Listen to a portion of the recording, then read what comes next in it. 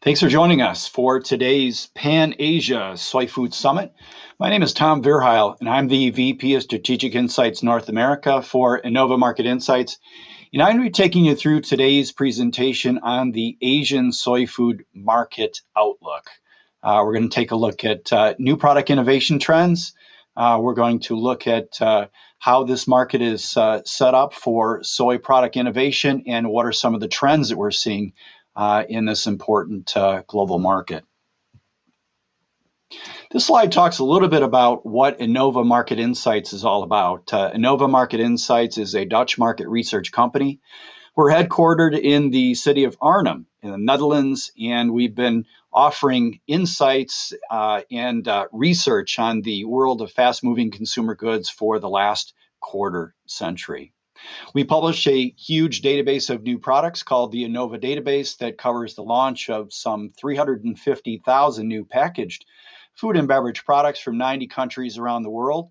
And we have other databases, including a patent database and a database of market sizing. So those are all services offered by Innova Market Insights.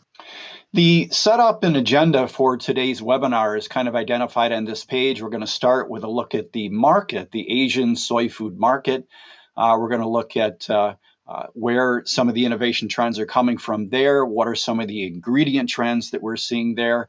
Then we're going to kind of segue into a look at new product innovation in this critical part of the world. Finally, at the end of today's webinar, we'll have a little bit of time to reflect and review what we've covered there with some key takeaways that we should all have from today's webinar. So we're going to begin things with a market overview and look in specific at what are we seeing in the Asian marketplace. And by the Asian marketplace, we're covering everything including China and India, Southeast Asia, North Asia, and so on. So those are that's the entire geography that we'll be covering with today's look at soy product innovation. So the good news on soy is that if you look at the innovation trends in the Asian market, the good news is that roughly almost 1 in every 4 new product introductions in the Asian marketplace contains soy or soy product ingredients. That's what the 22% figure here represents, which is the percentage of new product innovation for new product launches appearing in Asia that features soy or soy product ingredients. Now, as far as what those ingredients are, kind of a brief look at the top 5 soy ingredients in this part of the world for 2019. You're looking at soy listed on the ingredient label, not specified exactly what the type of soy ingredient is, followed by soy lecithin, soy sauce, soy oil, and soy protein. So these are really the 5 different types of soy ingredients that are most prominent in Asia. Looking at new product innovation, you see soy used in so many different products and product categories in Asia. Really, the top 3 areas we're looking at include bakery products, snack products, and confectionery products. And the 2 products that are presented here offer a look at some of the different types of soy ingredients that are trending in Asia. Things like soy lecithin, soy flour, as well as brewed soy sauce and more. This is a little bit of a deeper dive into soy ingredient innovation. What we're doing with this slide is we're focused primarily here on soy protein as an ingredient. We're looking at how soy protein use may vary in Asia versus other types of prominent protein ingredients here, including vegetable protein, wheat protein, in addition to soy protein isolate. Couple of takeaways from this slide. First off, you're looking at the use of these ingredients over the period from 2015 to 2019. Roughly 1/3 of products, food and beverage products launched in the Asian region feature soy protein as an ingredient, and the compound annual growth rate in new product launches using soy protein as an ingredient is 8%. So that's a pretty decent growth rate for these products. But if you look at some of the other ingredients a little bit further down the line, the other ingredient that jumps out here is soy protein isolate. And if you look at this ingredient, it's used in about 12% of products that have been launched in Asia. food and beverage products for the period from 2015 to 2019. So that's a decent amount of new product innovation. But the thing that really stands out here is the growth rate, the compound annual growth rate being 28%, which is more than triple the growth rate for soy protein alone as an ingredient. So soy protein isolate is something to definitely keep your eyes on as far as an ingredient that's really growing in Asia and kind of taking off. Other couple ingredients here, hydrolyzed vegetable protein is something that's also growing. You can see it used in about 17% of new products in this part of the world. The thing with this ingredient is that it can be derived from soy as well from other plant-based ingredients, including corn. Now, looking at the new product innovation on the right-hand side of this slide, one thing you do notice from this new product innovation is the tendency of products that use soy ingredients. These products often use one or more ingredients, and you see it here with soy protein isolate as an ingredient used in combination with soy protein concentrate. And that, of course, is something that is typical of the new product innovation you might see in the Asian marketplace. Another look at soy protein innovation here in Asia. The donut graphic on the left-hand side of this slide does a good job of identifying where the new product innovation is taking place in Asia for the period from 2015 to 2019. The big thing that jumps out here is the importance of the Chinese market. China accounts for about 4 of every 10 new products containing soy protein that have been launched in Asia over the time period noted here. These are all new food and beverage products launched into this marketplace. Southeast Asia is number 2 here, accounting for a little bit more than a quarter of all new product innovation over this time period. And by Southeast Asia, we mean countries like Vietnam, Thailand, Singapore, Indonesia, and more. Finally, North Asia, this is a geography that covers markets like Japan, South Korea, and more. Another thing you're going to notice here is India accounts for a relatively small slice of new product innovation when it comes to soy protein. But if you look at the right-hand side of the slide, the big thing you're going to notice here are the differing growth rates here. The market in India is accounting for and has a much greater growth rate for new product innovation for products that feature soy protein as an ingredient. As a matter of fact, it's growing at about 7 times the rate of new product innovation in China, the market that accounts for about 40% of new product innovation in food and beverage launches containing soy protein. So the growth story is pretty much in India when it comes to soy protein as an ingredient. A little bit deeper dive here into separate geographies, kind of breaking things up. And the big takeaway from this graphic is that many of the different categories that we're looking at here they vary quite a bit by geography. Or if you're looking at China and India, for instance, the big thing that jumps out here is that a lot of the new product innovation that's taking place with regard to soy protein in China is headquartered around snacks. That is clearly not the case if you look at what's happening in India, where snacks account for roughly 12% of the new product innovation in food and beverage for the period 2015 to 2019. Another couple things that kind of jump out here, another category that's rich in new product innovation for soy protein for the other geographies we're looking at here, including Southeast Asia and North Asia, is the importance of the meat, fish, and egg market. In many cases, soy protein is used in meat products. It's one of the many ingredients that these products feature. In other cases, it's used for meat analogs that Innova Market Insights would be categorizing in the meat, fish, and egg category. So that's why we'd see it there.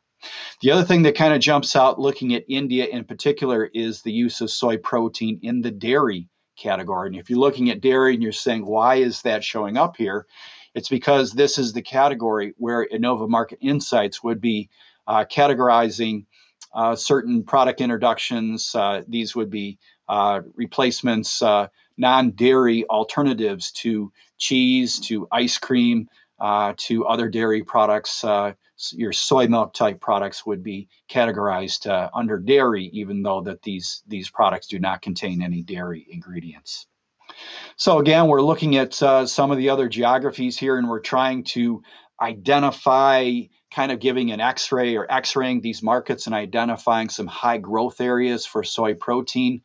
A couple things, one major caveat with this particular slide when we're looking at it, there is an asterisk after many of these categories, and that's kind of significant here because the categories that have an asterisk are those categories where we're really only reporting 5 or fewer products in 2015. So the percentages and the percentage growth rates here, and we're looking at compound annual growth rates, are going to appear to be quite high, but that's because these markets had very few products to begin with. So what I would do to make sense out of this graphic is almost disregard those markets. So if you're looking at India and you're looking at some viable growth areas for soy protein, I would focus on categories like snacks, for instance, that has that 35% compound annual growth rate in new product introductions over the time period noted here.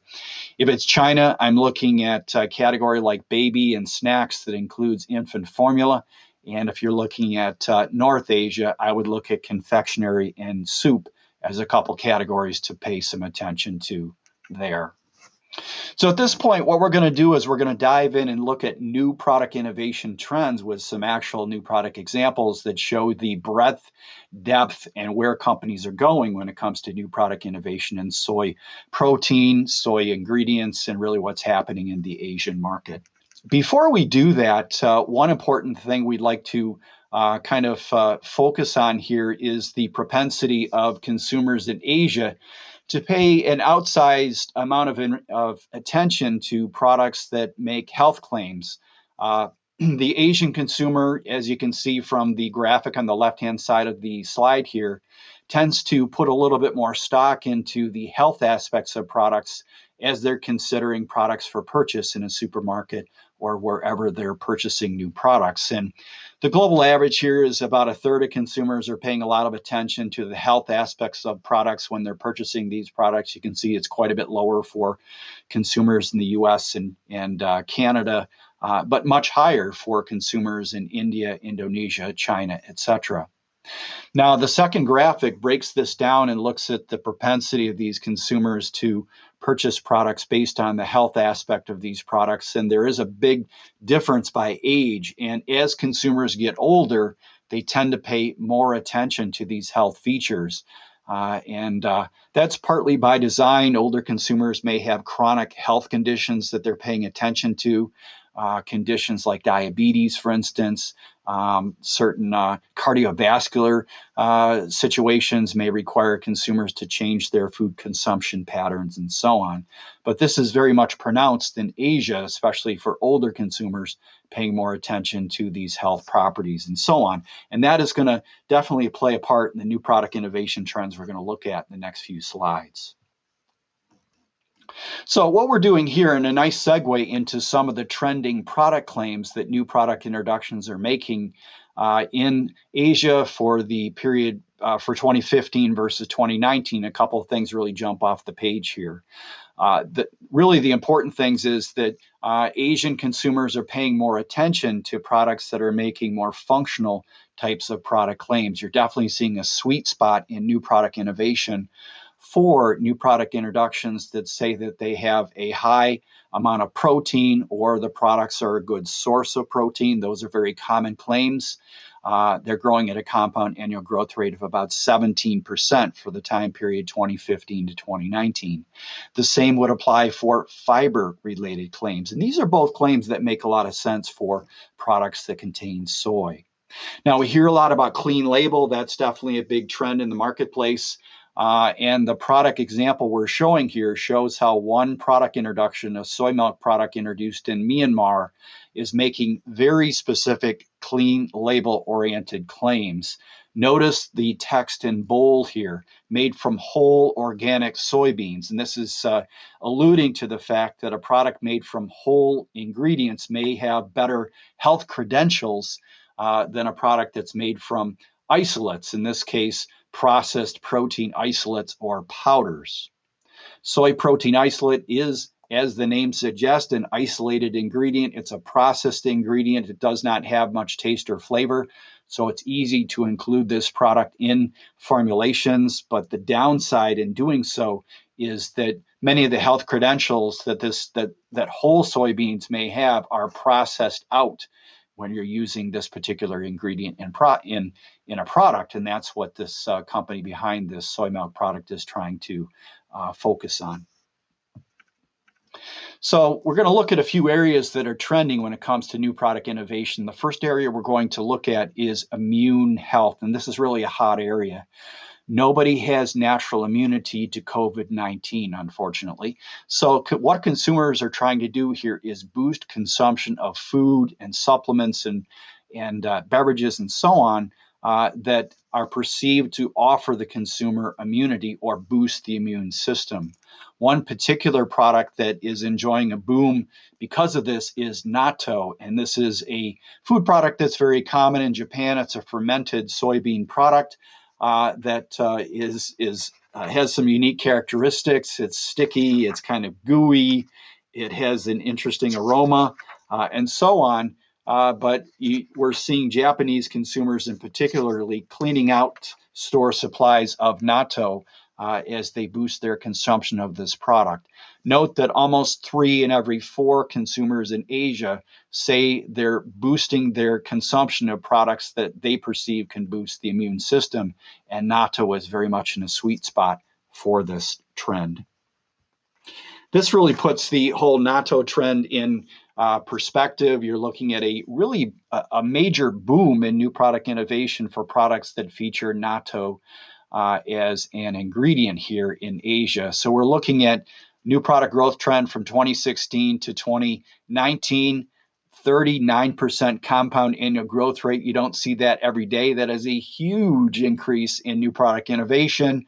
New product innovation in Asia almost tripling over that time period as natto is really taking off. And some of the categories where we're seeing natto take off, the big one, ready meals and side dishes, that makes sense. A lot of time natto is served over rice with soy sauce, onions and other ingredients as a breakfast type item in Asia. It's also taking off in categories like baby and toddler drinks and foods and so on, as well as bakery products. This is a nice look at a cross-section of new product innovation in natto, looking at ready meals and side dishes to begin with here. Notice the product is made with whole soybeans, and the company introducing the product makes the distinction that these soybeans are not genetically modified, even though they come from North America. The other products, baby and toddler drinks and bakery, note that natto does appear on the ingredient label, but it's there more as part of the supporting cast. It really does not have a lead role. Another category that's not mentioned here that's also big for natto, especially in Asia, is the supplement category. Quite a few supplement products feature natto as an ingredient because natto is perceived to be high in K2, which is kind of a rare type of nutrient, a vitamin that is not present in a lot of food products, and this is a way that consumers can boost consumption of it. So some other areas that soy is prospering, heart health is a big area. You see the graphic there from the University of Toronto, noting that research studies show that soy protein does have a cholesterol lowering effect, and recently, the U.S. Food and Drug Administration began to allow companies to state this fact on product labels. Note some of the caveats that are being made here. Companies have to have a certain minimum amount of soy protein in order to be able to make this claim. The minimum amount is 6.25 grams of soy protein. Notice, too, the verbiage is quite specific as far as how a company can make this notation on their labeling there. So this is certainly something to keep an eye on. This was one of actually, what we're looking at here is the boom in plant-based claims and plant-based product innovation. It's really jumping off the charts here, 73% compound annual growth rate in products introduced in Asia that are making any kind of a plant-based claim. So this is really taking off. This was one of Innova Market Insights' top 10 trends of 2020, plant-based revolution. And clearly, it is something that is having a big impact in Asia. Looking at the donut chart here, almost 9 in 10 products hitting the dairy alternative space feature soy as an ingredient. And again, this is a space that includes a lot of new product innovation and products that are alternatives to soy, cow's milk, ice cream, and other products out there that tend to be animal-based. And earlier on, we noted that consumers in India, you're seeing that they are only accounted for about 5% of soy protein innovation. Only about 5% of that innovation was coming from India. But they're really greatly increasing their consumption and a big increase in innovation in products that are high in soy protein. This slide kind of explains why that's the case. Innova Market Insights conducts a 29-country consumer survey each year. That survey found that 40% of consumers in India saying they're increasing their consumption of dairy alternative products. And that percentage is more than double the percentage of consumers saying the same in China and Indonesia. And that lays the groundwork for the type of new product innovation we're seeing here, including the middle product that does come from India, that is more of an indulgence type of product. The products that flank it, the product on the left, is a new product introduction from Vietnam that makes some specific health claims. The product on the far right is a hybrid product that features a combination of soy as well as black sesame as an ingredient. That Vietnamese product, by the way, is a combination and also a hybrid product because it contains almonds as well as soy as an ingredient. So talking about these hybrid products, this slide kind of outlines what's happening here. Consumers are very much interested in these hybrid products. The product in the middle there is showing the survey finding that roughly 4 in 10 consumers in Asia are interested in products that may combine plant and animal sources. Certainly that works. The product shown here is a hybrid yogurt product that features dairy protein in the form of milk protein powder as well as soy protein. So finally, some key takeaways from today's webinar. We'll spend a little bit of time summarizing what we have just gone through in today's webinar. So we provided a good market overview showing that almost 1 in every 4 new products in Asia are making some sort of a claim that they're using soy or various soy ingredients. So clearly Asia is a hotbed of new product innovation when it comes to soy. We also noted and broke out some of the statistics behind soy protein innovation, so there was a lot to digest there. China is definitely a top market for soy and soy product innovation, but India is coming on strong. As far as innovation trends, we spent quite a bit of time here looking at some of the innovation trends around natto, which has really taken off, especially in Japan. So that's clearly something to watch there. It'd be interesting to see if this is sustainable as we learn how to live with COVID-19. And finally, the plant-based revolution is producing a lot of innovative new products in the soy milk space. A lot of products there talking about functional innovation. We had a product from Vietnam talking about how it can influence brain health as well as influence beauty and more. And then finally, quite a bit of innovation activity there in products that also have different bases that could be competing against soy in the future, including bases like rice and coconut that are beginning to emerge. Another one that's emerging is oats, and that's something that's a little bit more prominent in Europe and North America, but is probably something to keep an eye on here too. So as we end today's webinar, just a little bit of contact information here from Innova Market Insights. Again, my name is Tom Vierhile, VP of Strategic Insights North America. Please feel free to reach out and touch us here at Innova Market Insights. Thank you very much and have a great day.